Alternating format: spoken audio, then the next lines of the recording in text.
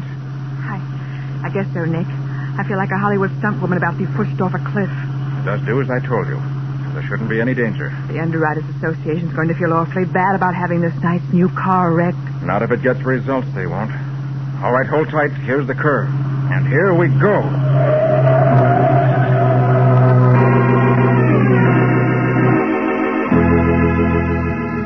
Now, the case of the Lucrative Wrecks.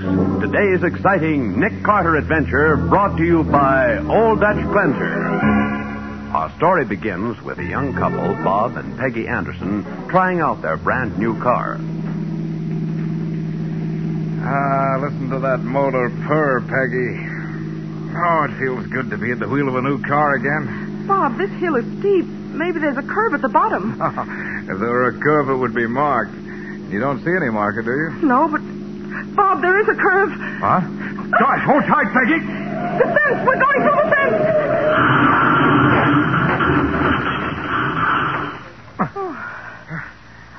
Peggy, you all right? I guess so. Oh, how about you? Oh, I got a bump on my head, I guess, but no bones broken. Here, let me help you out. Yeah. Oh, Bob, our new car, it's a total wreck. Yeah. Golly, we not only went through the fence, we went halfway through the wall of this barn. Say, you too. Don't try to get away. Well, who's trying to get away? Put down that shotgun, you idiot. Young fella, you mighty near ruined my barn with your reckless driving. Done near $1,000 damage to it. $1,000? The whole barn isn't worth that. Don't go getting sassy, young lady. I'm a deputy sheriff, I am. Oh, now, look, mister, Name is Dillon. All right, Mr. Dillon. You'll get paid for the damage as soon as I can arrange it. I want cash, young fella. Oh, I haven't got enough with me. I get the cash, or I hold your car. Look, we can work this out somehow. Yeah? Well, look, tell you what. I got a nephew in the garage business. Now, this wreck of yours might be worth $200-300 to him. Now, here's my proposition. I'll take what's left of the car and call it quits. But that's wait a minute. fair. Take it or leave it. Well? Oh, all right.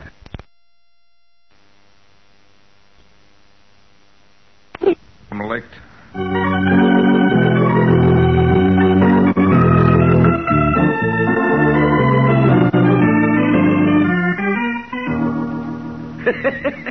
Yeah, Base. Another wreck this afternoon. Mighty nice new Royal Coupe. Here's a bill of sale. Good work, Dillon. Arranged another wreck by taking down that sign that says warning curve ahead, did you? I sure did, Rocky. Okay, Dillon. Make out that bill of sale to Elmer Eustace. Same as usual, huh? Right. And, Rocky. Yeah? Look in the files and see if we got a wine-colored Royal Coupe, model 76. Okay, Ace. Got a customer for a new job. Just itching to pay a big price. Well, there's no model 76 Royal Coupe listed in the boss's files. Oh. All right, Rocky, come on. Let's go out and see if we can pick one up.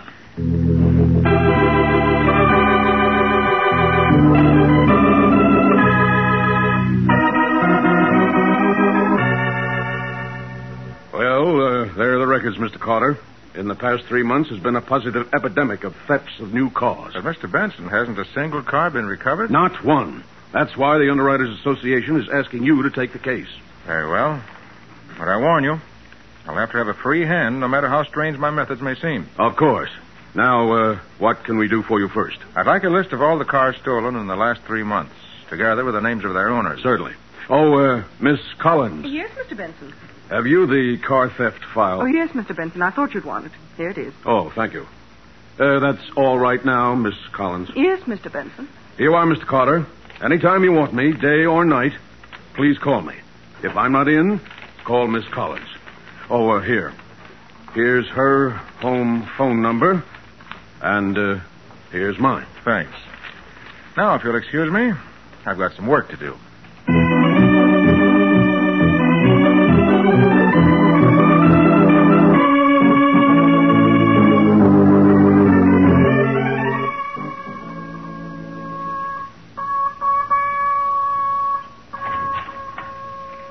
Oh, Nick. Oh, yes, Patsy. If you can bear to give up playing with those radio sets for a minute, Mr. Benson from the underwriters is here. Good. I was just going to call him. There. All right. Show him in, Patsy. Right, Nick. Mr. Benson, will you step in here? I'll say I will. Mr. Carter, do you realize that it's 48 hours since we gave you a free hand on this case? And in that time, you haven't lifted a finger. Oh, yes, I have, Mr. Benson. In my own way, of course. Do you know that another one of our clients had his car stolen last night? Yes, I know, and I'm sorry. But I couldn't do anything last night. Now I can. Well, that's something at least. I'll need 3 cars from you. What? 3 new cars. 3 new cars? What for? That I can't tell you. Well, give me the 3 cars, and I think I can promise you action in a hurry. Well, all right. I guess it can be arranged. I'll have them here this afternoon. But frankly, Mr. Carter, we want results.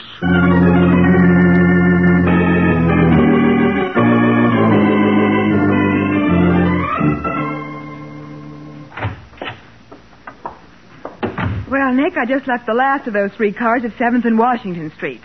Now maybe you'll break down and tell me what this is all about. Why, Patsy, I thought you'd figure the whole thing out by now. Oh, all I know is that you had me park those 3 beautiful new cars in different parts of the city, and they're supposed to be bait for this car-stealing gang. But why didn't you have me put them someplace where you can watch them? Oh, but I am watching them, Patsy. Oh, are you kidding? I am not. Huh? Under the back seat of each of those cars, I've hidden one of those little radios you said I was playing with. What? They're really small, compact sending sets with an individual signal and a 2-mile range. Catch on? Oh, I think I do, Nick. If anybody steals one of those cars... The radio starts sending out a signal automatically. And with a direction finder in my car, we can follow the stolen car straight to the gang's hideout. Now, if that gang will just pick up one of those cars... Nick, they have. How do you like that for service? Wait. That's the signal from the Royal Coupe you parked at the corner of 6th and Johnson. We've got to get there fast. It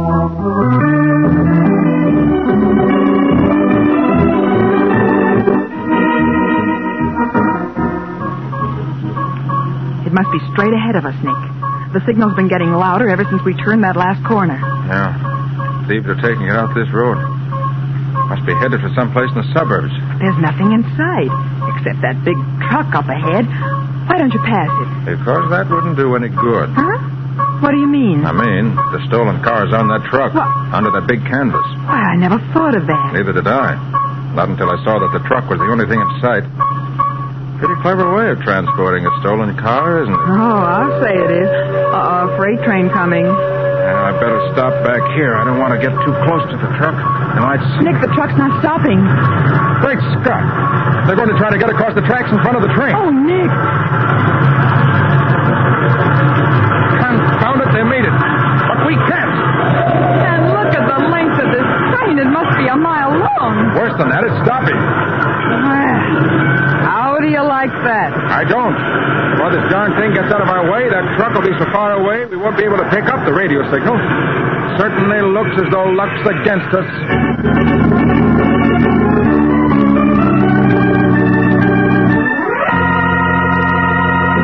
Well, so Nick lost the first round in his battle to break up the ring of car thieves. But he's lost more than that. He's lost a brand new car lent to him to use as bait. We'll see what that leads to in just a moment.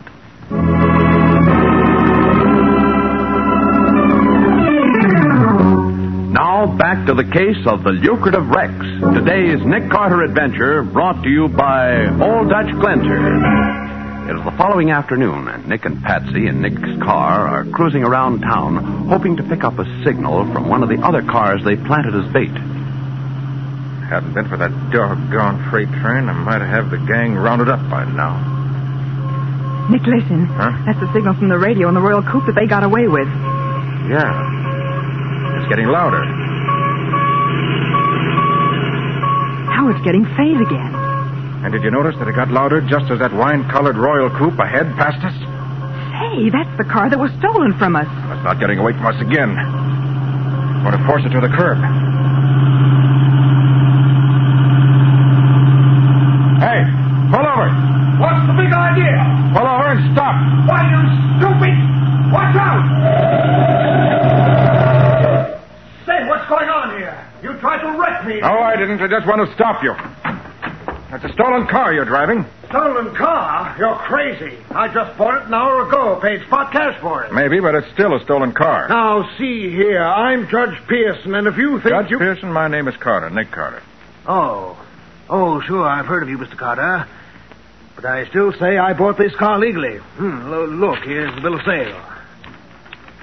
Mm-hmm. Sold you by a man named Elmer Eustace. Address 3192 Grand Avenue. Bill of sale's in order, all right. But the engine number it gives is wrong. But it can't be wrong. Look at the number on the engine and see for yourself. Thanks, Judge. I will. This is the car, all right. I recognize that tiny scratch on the door. So do I. The engine number will clinch it. Just let me get the hood up. Mm-hmm. Now, let's see. D477789. Well, that's the number on the bill of sale. But that's not the motor number of the coupe that was stolen from us. No, it's not. And it's obviously the real motor number. Hasn't been tampered with in any way. Well, are you satisfied? Yes, I guess I've made a mistake, Judge. I told you so. Next time, better make sure of your facts. Well, Nick, you let him go. You didn't even look to see whether the radio was under the back seat. Didn't have to, Patsy. That's the car that was stolen, all right, even if the engine number is different. Well, Patsy, listen. Go down to the Motor Vehicle Bureau and find out who originally registered a Royal Coupe with motor number D477789. Right. Where are you going? Going to drop in on Mr. Elmer Eustace, the man who sold that car to Judge Pearson.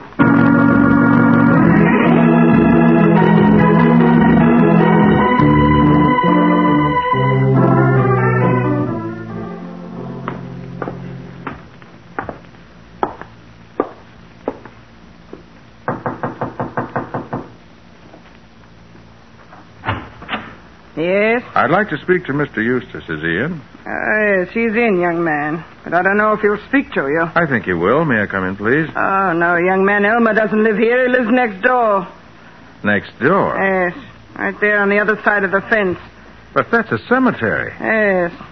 Elmer's been dead 20 years.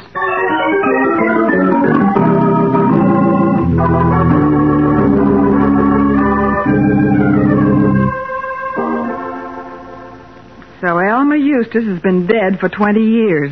Yes, Patsy, very dead. Huh. And what did you find out at the Motor Vehicle Bureau? Oh, well, the car you asked about was registered several days ago by a man named Robert Anderson. He lives only a few blocks from here, so on the way back, I stopped in to see him. What did he say? Well, his story, Nick, is that he bought a wine-colored Royal Coupe and wrecked it the same day. He gave the wreck to a man named Frank Dillon to pay for damage the car did to Dillon's barn when it ran off the road. The car, I mean, not the barn. That backs up my theory completely. Hmm?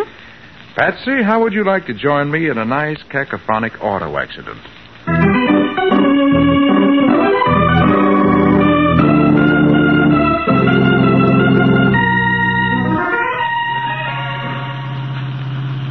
All set, Patsy? Well, I guess my football helmet's on tight enough, Nick. I feel just like a movie stunt girl who's about to be pushed off a cliff. Well, just hold tight. There won't be any danger. You hope. Well, look. There's Dillon's barn, just around the turn, down there at the bottom of the hill. I can see it in the headlights, Nick. My hunch is right. Dillon's part of the gang. My bet is that he's responsible for the accident young Anderson had.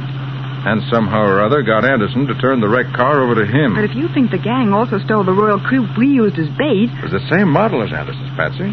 Only they took the engine out of Anderson's car and put it in the stolen car. But why would they do that? Because they got the bill of sale from Anderson. Then, when they put the engine from his car into the car they stole, the whole deal looked very legal. So that's how they disguised the cars they stole. That's how. And now we're going to have the same kind of accident Anderson had. Okay, Patsy, here's the curve. Hold tight.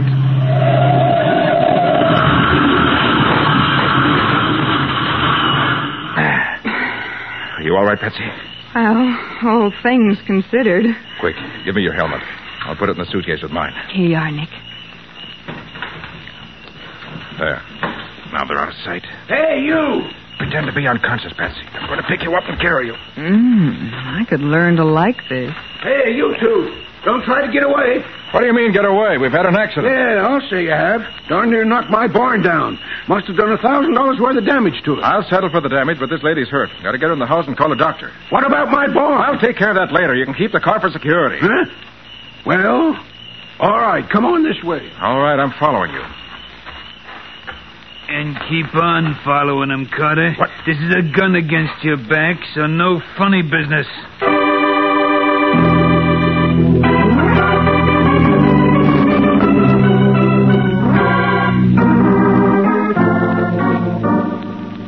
All right, Carter. Put the dame on that sofa and sit down there with her.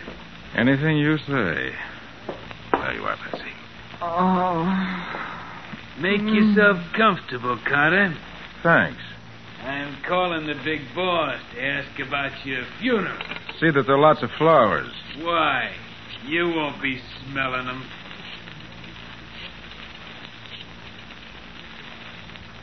Hello, boss. This is Ace Williams. Listen, Rocky and me are at Dillon's. We were giving him his payoff tonight when in walks Nick Carter.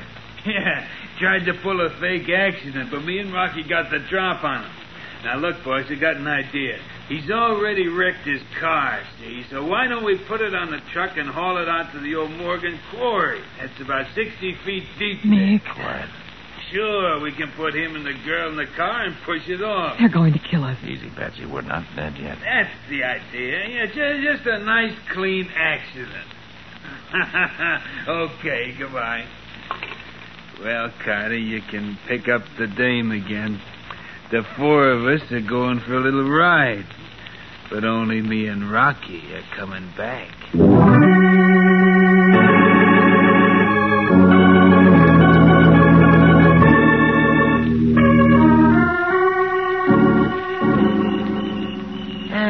Gee, Carter, you sure make a pretty picture standing there on the edge of the quarry holding that dame in your arms. Hey, Rocky, give me a hand back here. Yeah, okay, Ace. I'll be right with you. Nick, they've got the car balanced right on the edge of the quarry. Means they won't have to push very far once they get us inside. Oh.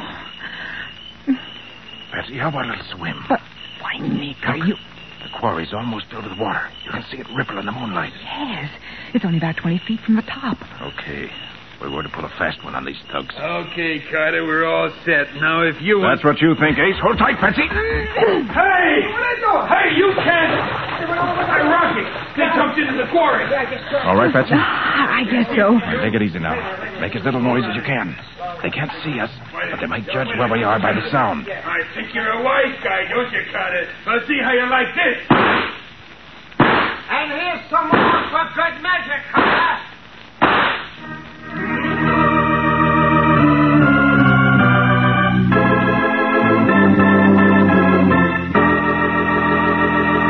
Well, for the moment at least, Nick and Patsy have beaten the crooks at their own game. But they're not out of danger yet. We'll see what happens next in just a moment.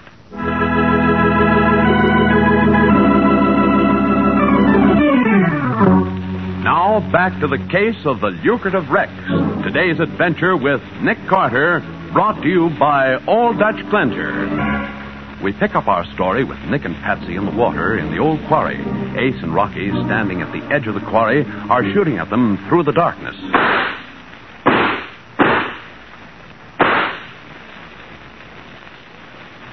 They've stopped firing. They haven't hit us.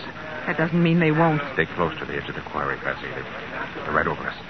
Can't see us unless they move to the other side. And suppose they do? My guess is that they have no more bullets. I counted the shots. There were 12, 6 apiece. Maybe they're reloading. You better take that chance. Nick, ledge of rock here. Swell. We can pull ourselves up on it. That water's cold. Oh, Nick. Yeah, you'll never get out of there alive. What are you going to do? Shoot us with empty guns? You ain't got no gun either, Carter. That's why you're wrong. I always carry a little spare in a waterproof case. Quit your kidding, Carter. You're done for. Call this kidding? Hey, Ace! Yeah, I've got a gun. I'm beating it. Yeah, so am I, Rocky. But don't worry, they'll never get out of there. They'll drown like rats in a trap. Nick, is he right? Maybe we can't get out of here. Maybe not. But we're going to try.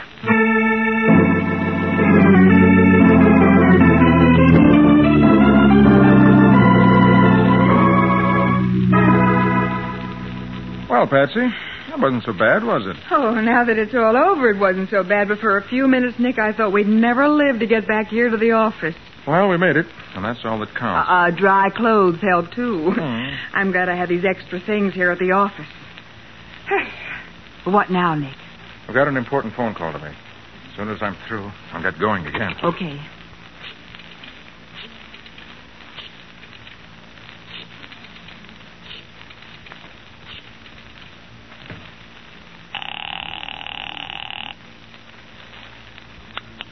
Hello? Hello, Miss Collins. This is Nick Carter. Oh, yes, Mr. Carter. I have an important message for Mr. Benson. He doesn't seem to be home. Could you take it down and try to locate him? Why, of course. What is the message? Just tell him that I've identified 3 of the gang and have a police dragnet out for them. Hope to have them in custody by morning. Well, Mr. Benson will be delighted to hear that, Mr. Carter. I'll see that he gets the message as soon as possible. Thanks very much, Miss Collins. Good night. Well, that's that. And now I'm going out to find that gang's headquarters. Find their headquarters? But, Nick, they didn't give us a single clue to its location. Oh, yes, they did. Just one clue. Huh? And I'm going to build that clue into a whole court full of convictions. But, Nick... You stay here by the phone. And when I call, come running with Sergeant Matheson. And every man he can get his hands on.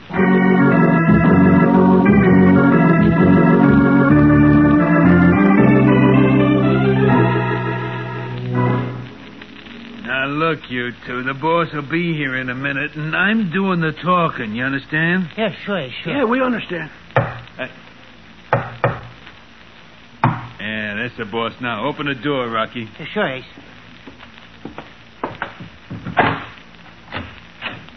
Come in, boss. We're all here like you wanted. Close that door. Yeah, sure. Fools. Bunglers. Huh? Well, what do you mean? So you got rid of Nick Carter, did you? Sure we did. And I suppose it was his ghost that just telephoned me. Just telephone you. Nick Carter? He did. And he's identified all 3 of you. But it ain't possible. You didn't kill him. So now I gotta kill you. All of you. Now, Mrs. Eustace, now wait, listen. You failed and you put me in a dangerous position. If I let you live, you know what it'll All happen. right, drop that gun, Mrs. Eustace. Hey, Carl, what's Where did he come from? Pretty good act you put on this morning when I came out to question you. But I didn't stay fooled. You cowards. If one of you won't do something... I'll shoot the first man that moves. We ain't moving, Carter. Good. Now drop that gun, Mrs. Eustace. Kick it over this way. That's better. Hey, look, Carter, how'd you find us? You'll find out, Ace. But first, if Mrs. Eustace doesn't mind, I'd like to remove her wig. Hey, it is a wig. This is going to be quite a shock to Mr. Benson, isn't it, Miss Collins? Hey, what's this Miss Collins stuff? Yeah, I thought she was Mrs. Eustace. She's both. You see, boys, by wearing this gray wig, Miss Collins became Mrs. Eustace. Well, I'll Of course, be... by the time Miss Collins gets out of jail, she won't have to wear a wig. Her own hair will be gray.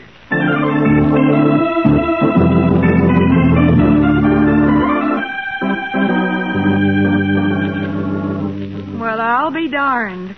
So Miss Collins was the mastermind of the car-stealing ring. That's right, Patsy. As Benson's secretary, working right there in the office of the Underwriters Association, she was in a perfect position to furnish the others with the information that made the racket a success. But why did she play the part of Elma Eustace's poor old widow? Oh, that was a smokescreen. To hide her real identity from the gang. Oh. I imagine her original plan was that when the racket petered out, Mrs. Eustace would just vanish.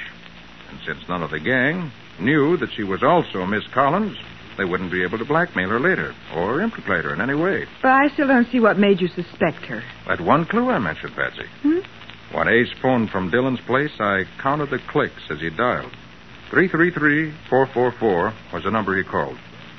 That was the same number Benson had previously given me in case I ever had to call Miss Collins. That was all I needed to know. Gee, but it sounds simple. When you explain it. Now perhaps you'll tell me how you found the hideout. Oh, that was easy. You see, when I phoned Miss Collins and in that way let her know you and I had escaped, I knew she'd head straight for the hideout. Why, of course. Well, I got to the place she lives just before she left. Oh, but how'd you find out where she lived? Had Matty trace her phone number. He gave me her address this morning. And where did she live, Nick? Right smack across the street from where Mrs. Eustace lives. Well, what do you know? From there on, it was a cinch. I saw her when she came out of the house fixed up at Mrs. Eustace, and then followed her straight to the hideout. Any more questions? Oh, yes, teacher. Who owns that spiffy new sedan parked outside of the curb? That? Well, Patsy, it just happens that was on order for Miss Collins.